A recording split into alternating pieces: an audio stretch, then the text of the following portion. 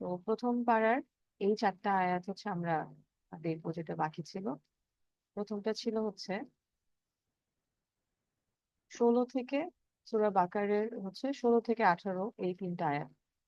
এই 3টা আয়াতে বলা হচ্ছে তারাই হেদায়েতের বিনিময়ে গুমরাহি ক্রয় করেছে। এটা হচ্ছে আমরা গতদিন দেখলাম 3টা গ্রুপের কথা বলা হচ্ছে। প্রথম হচ্ছে যারা বিশ্বাসী, যারা ঈমান আনে, আর দ্বিতীয় হচ্ছে যারা কাফের, এবং তৃতীয় হচ্ছে হিপোক্রেট, যেটা আমরা বলি সব থেকে নিকৃষ্ট, যাদেরকে বলা হয়েছে। তো তাদের কথা বলা হচ্ছে যে তারা হচ্ছে হেদায়েতের বিনিময়ে গোমরাহি ক্রয় করছে। তারা অ্যাকচুয়ালি পৃথিবীতে একটা ব্যবসা চালাচ্ছে। সেই ব্যবসাটা কি? তারা কিছু মানুষের কাছে গিয়ে বলছে, যেমন যখন ব্যবসা করে মানুষ তখন কি করে, তার নিজের প্রোডাক্টটা বা নিজের যে জিনিসগুলা সেগুলো বিক্রি করার জন্য সে গিয়ে একজনকে বলে যে আমি আমার এই জিনিসটা ভালো, আপনি নেন। আরেকজনকে গিয়ে আবার ওই জিনিসটা সে কিভাবে পছন্দ করবে, তাকে গিয়ে সেভাবে আহ জিনিসটা বিক্রি করার সে চেষ্টা করে। তো ক্রয় বিক্রয়ের যে জিনিসটা, এই ব্যবসাটা, সে কিন্তু সেটাই করে। কি করে, একজনকে গিয়ে মানে হিন্দু খ্রিস্টান যারা, তাদের সাথে গিয়ে মিশে বলে যে আহ হ্যাঁ, তুমি যেটা করছো সেটা ঠিক। খ্রিস্টানরা যে নিয়ম পালন করে, কেক কাটা বা এগুলা এগুলাকেও করে বলে হ্যাঁ এগুলাও ভালো, এগুলাও পালন করে। আবার এদিকে মুসলমানদের সাথে নামাজ কালামও পড়ে, রোজাও রাখে। আবার হিন্দুদের সাথে গিয়ে তাদের কিছু জিনিসও ফলো করে এবং সেগুলাকে বলে এগুলাও ঠিক। এই যে যেখানে যায় তাকেই খুশি করার চেষ্টা করে, এটাই হচ্ছে বলা হচ্ছে যে তারাই হচ্ছে হিপোক্রেট। এবং তারা এই যে ব্যবসাটা করছে, সেই ব্যবসাটার বিনিময়ে তারা আল্লাহর হেদায়েত বা আল্লাহর সন্তুষ্টি তো অর্জন করতে পারবেই না, উল্টা হচ্ছে তারা আল্লাহর অসন্তুষ্টি, গোমরাহি মানে তাই আল্লাহর অসন্তুষ্টি অর্জন করছে, ক্রয় করছে তাদের এই ব্যবসার মাধ্যমে। তাদের ব্যবসাটা কিন্তু মোটেও লাভজনক ব্যবসা না, তাদের ব্যবসাটা হচ্ছে তাদেরকে আরো ক্ষতি এনে দিচ্ছে। এবং তারা সৎ পথ প্রাপ্তও নয়, কারণ তারা যে কাজটা করছে এটা কখনোই সৎ পথের না। তাহলে তাদের ব্যবসা তো অবশ্যই ক্ষতিকারক, তাদের জন্য লাভজনক হচ্ছে না। তাদের উদাহরণ যেমন এক ব্যক্তি আগুন জ্বালালো, মানে এমন একটা ব্যাপার যে কিছু মানুষ মনে করছে, যারা হিপোক্রেট তারা মনে করছে আমি আগুন জ্বালাচ্ছি, আগুনের কাজ হচ্ছে মানুষকে পথ দেখানো বা তাকে সাহায্য করবে। আগুন জ্বালালে, চারিদিকে আলোকিত করলে সে মনে করছে আমাকে, আমি পথ দেখছি, কোনো কিছু ভালো হচ্ছে আমার জন্য। আসলে কি তা হচ্ছে? তা কিন্তু হচ্ছে না, সেটা তার জন্য অন্ধকার বয়ে আনছে। যখন আল্লাহ তার কাছ থেকে হেদায়েত কেড়ে নিচ্ছে, সে মনে করছে আমি যা করছি এটাই ঠিক, কিন্তু আসলে তো সেটা ঠিক না। তো আল্লাহ কিন্তু আলটিমেটলি তাকে বুঝিয়ে দিবে এক সময় যে তারা যেটা করছিল সেটা কিন্তু ভুল। তো যখন আল্লাহ তার কাছ থেকে কেড়ে নিবে তার এই জিনিসগুলা সবকিছুই, তখন কি হবে, ঘন অন্ধকারে হচ্ছে চারিদিকে ছেয়ে যাবে। এবং মানে আল্লাহ তাকে অন্ধকারে ফেলে দিবেন, ঘন অন্ধকারে, মানে এতটাই তাদের হচ্ছে এই এই আলোটা, যেটা সে মনে করছে আমি যা করছি পৃথিবীতে, যা করে যাচ্ছি এগুলো ঠিক ঠিক, সেভাবেই সে মনে করছে আমি আগুন জ্বালিয়ে যাচ্ছি, আলো চারিদিকে ছড়াচ্ছি, এটাই ঠিক। কিন্তু আল্লাহ যখন একবার কেড়ে নেন, তখনই সে বুঝতে পারে যে আসলে আমি কতটা অন্ধকারের মধ্যে আমি ছিলাম, কতটা আমার অজ্ঞানী ছিলাম সবকিছুর ব্যাপারে। তারা তখন কিছুই দেখতে পায় না। সো নিজের নিজের মতো করে কোনো কিছু বানানো বা নিজের মতো করে করা, এগুলার থেকে উচিত কি, আমাদের আল্লাহ পুরো একটা কোরআন শরীফ দিয়ে দিয়েছেন। সো আমরা নিজেরা যদি, নিজেদের তো এই জ্ঞান সবারই আছে, যে আমি যদি একজনের কাছ থেকে জানতেও না পারি, নিজে নিজেও একটা কোরআনের অর্থ পড়লেও আমার অনেকটাই আইডিয়া হবে। কিছু আয়াত ছাড়া কিন্তু ম্যাক্সিমাম আয়াতই এরকম থাকে যেগুলা পড়লেই বোঝা যায় যে আল্লাহ কি বলছেন, কি বলতে চাচ্ছেন। সো উচিত কি হবে, মানুষের কথা না শুনে নিজে জ্ঞান অর্জন করে নিজের নিজের বুদ্ধিতে, এবং কোরআন শরীফে কি বলা হচ্ছে, হাদিসে কি বলা হচ্ছে, সেগুলা অনুযায়ী সেই নিয়মগুলা পালন করা। আচ্ছা, এরপরে 18 নম্বর আয়াতে বলছে তারা বধির, মুখ অন্ধ, মানে কি, তাদেরকে যত কিছুই বলা হয় না কেন, তাদের হচ্ছে তারা কোনো কিছুতেই হেদায়েত প্রাপ্ত বা হেদায়েতের দিকে সে ফিরে আসে না। কাউকে বলা হলো যে এটা এটা ইসলামে এভাবে বলা হচ্ছে বা কোরআন শরীফে এরকম আছে, কিছু মানুষ নিজে নিজে অনেক কিছু বানায়। আমাদের এশিয়ান কালচার কিন্তু অনেক বেশি এই জিনিসগুলো ভর্তি, অনেক কিছু বানানো, যে এটা করলে অমুক হয়, এটা করলে তমুক হয়।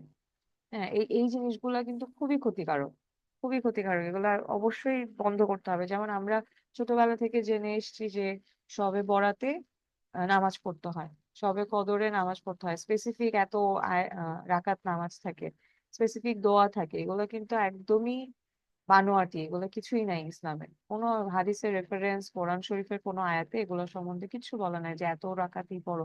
ইভেন কিছু আমল মানুষ দেয় যে এটা করলে এটা হবে, এরকম না। যে কোনো কিছুরই দোয়া আছে, সবকিছুরই দোয়া আল্লাহ বলে দিয়েছেন। দোয়ার মাধ্যমে আল্লাহর কাছে চাইলে সেটা আল্লাহ, মানে সেইভাবে চাওয়া উচিত। কিন্তু এইটা স্পেসিফিক আমল করলে এটা হবে, এরকম অনেক বইও আছে ইসলামিক।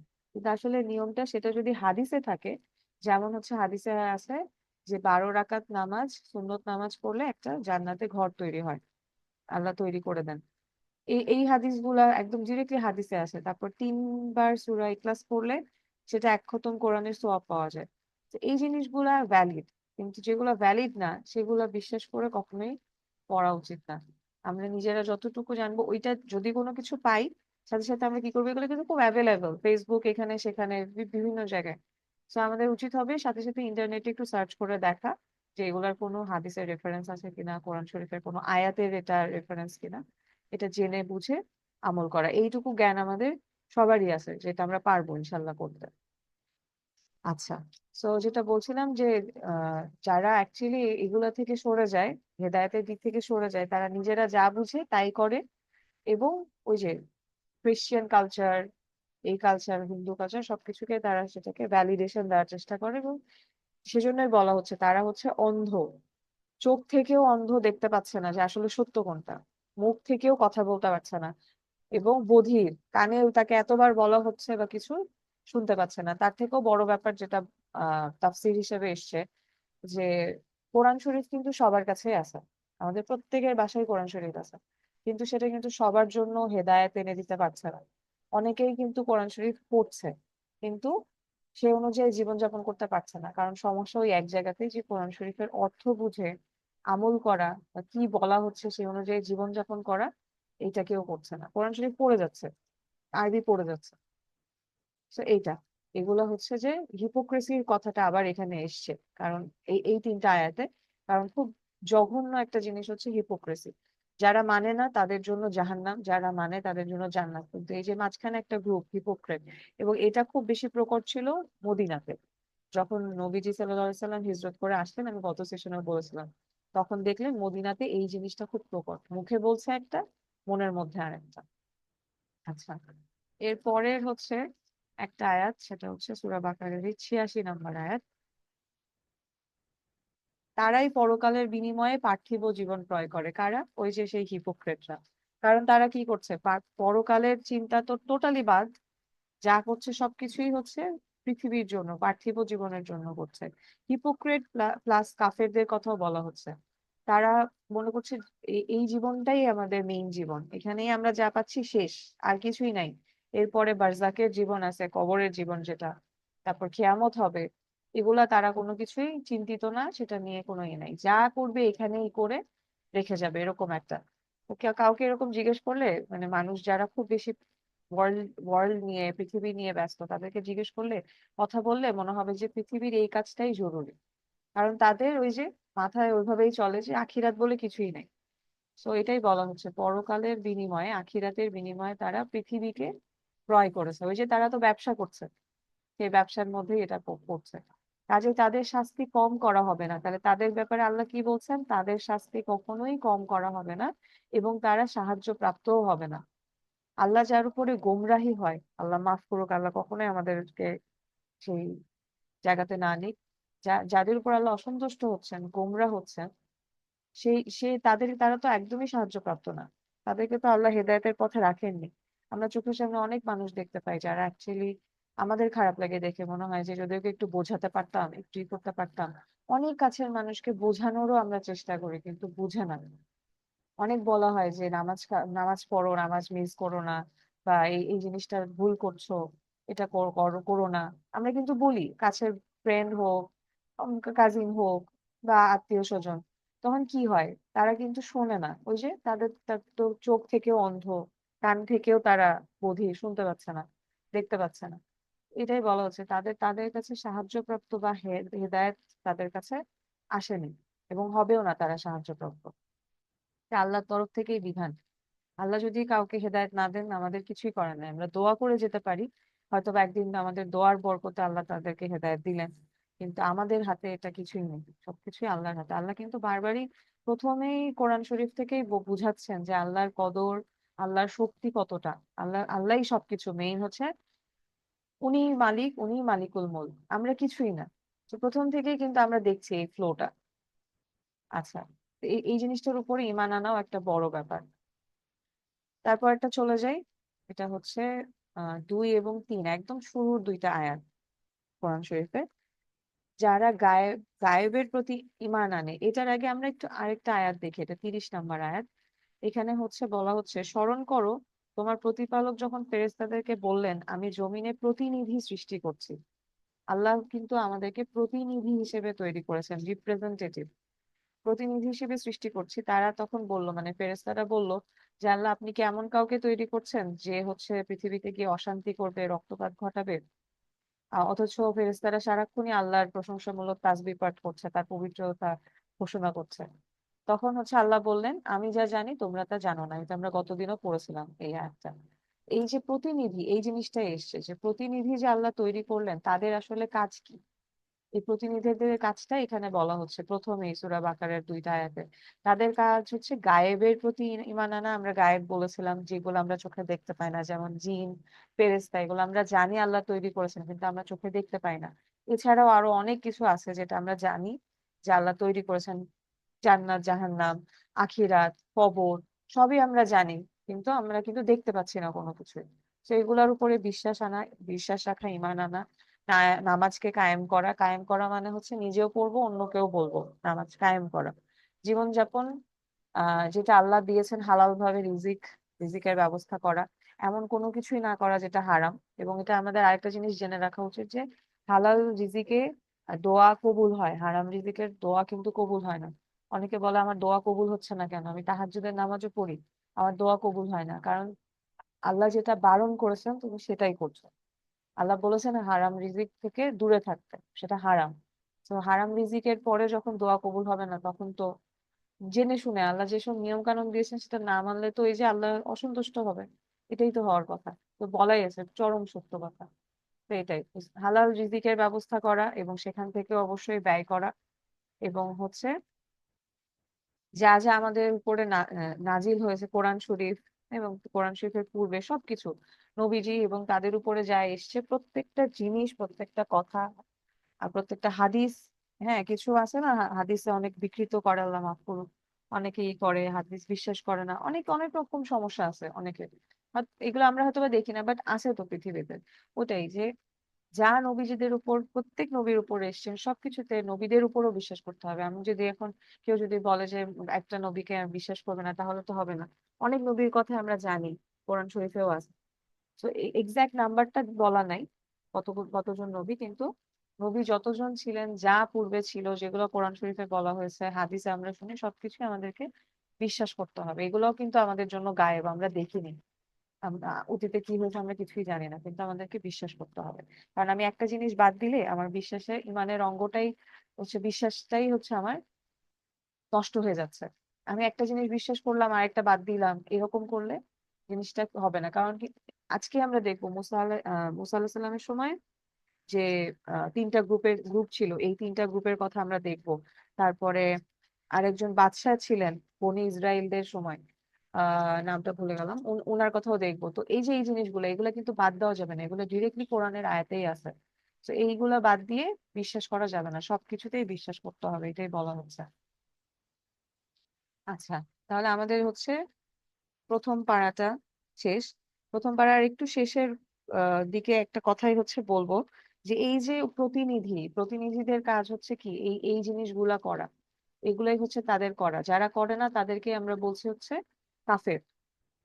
যেমন হচ্ছে মুসা আলাহিসাল্লামের সময় 3টা গোত্র ছিল, যেমন এখনো 3টা গোত্রই চলছে পৃথিবীতে, তখনও ছিল মুসা আলাহিসাল্লামের সময়ও।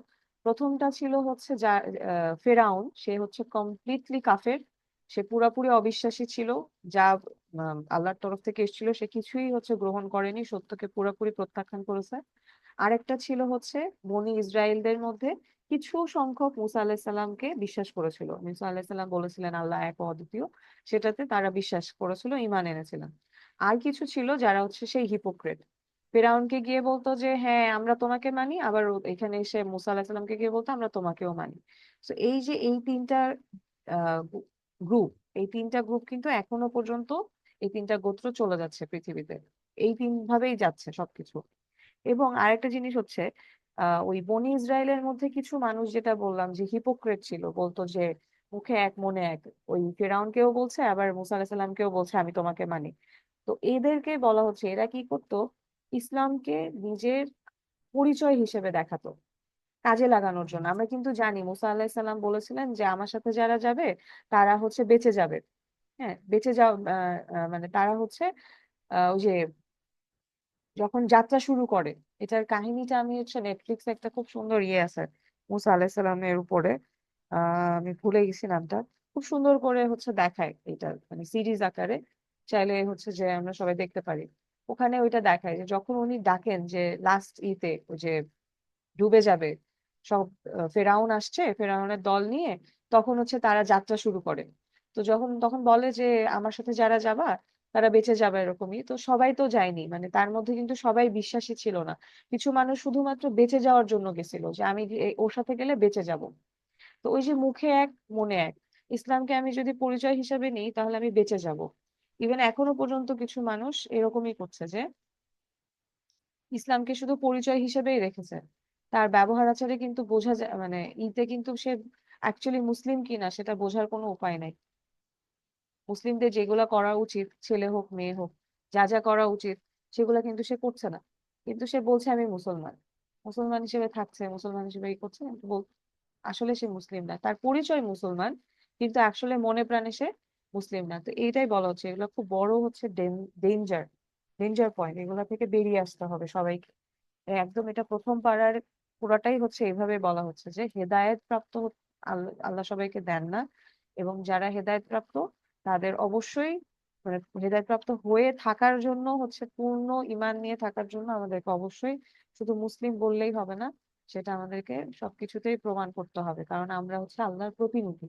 তো আল্লাহ যেসব নিয়ম কানুন আমাদেরকে দিয়েছেন, যা বলেছেন সেগুলো সম্পর্কে আমাদেরকে অবশ্যই জানতে হবে, সেই অনুযায়ী জীবনযাপন করতে হবে, এবং বাকিদেরকেও বলতে হবে যে এই যে আমি মুসলিম, তোমার এইভাবেই জীবনযাপন করা উচিত মুসলিম হিসেবে। মানে আমি তো আল্লাহর প্রতিনিধি, আমাকে যা বলেছেন আল্লাহ সেটা আমাকে আরেকজনকেও প্রতিষ্ঠা করতে হবে আরেকজনের কাছে। তাহলে আমি বলতে পারবো আমি আসলে প্রকৃত মুসলিম। কারণ আমি মুসলিম হয়ে যে কাজগুলো করছি সেগুলা দেখে যদি আরেকজন মনে করে যে ও আচ্ছা মুসলিমরা তো এরকম করে, যেটা এখন হচ্ছে আর কি, হ্যাঁ মুসলিম মেয়েরা তো বেপর্দা ঘুরে, এটা করে ওটা করে, বা মুসলিম ছেলেরা তো সিগারেট খাচ্ছে, নামাজ পড়ছে সিগারেট খাচ্ছে, তো এটা তো আসলে ইসলামকে রিপ্রেজেন্ট করে না, রিপ্রেজেন্ট মানে ইসলামকে তুলে ধরছে না। ইসলামকে তুলে ধরার জন্য সত্যিকারের প্রতিনিধিত্ব করতে গেলে, যেটা আল্লাহ বলেছেন আমি তৈরি করেছি তোমাকে প্রতিনিধি হিসেবে, হ্যাঁ গেল আয়তে, এই যে আমি জমিনে প্রতিনিধি সৃষ্টি করছি, এটা করতে গেলে যেগুলো আল্লাহ বলেছেন এই নিয়মগুলা ঠিক করে পালন করে, আল্লাহ যা যা আল্লাহ নিয়ম বলেছেন সেগুলো ঠিক করে পালন করে চলে মানুষকে প্রতিষ্ঠিত করতে হবে যে হ্যাঁ আমি মুসলিম। এটাই। তা আলহামদুলিল্লাহ আমাদের প্রথম পাড়া হচ্ছে শেষ হলো। এবার হচ্ছে দ্বিতীয় পাড়াতে যাব। দ্বিতীয়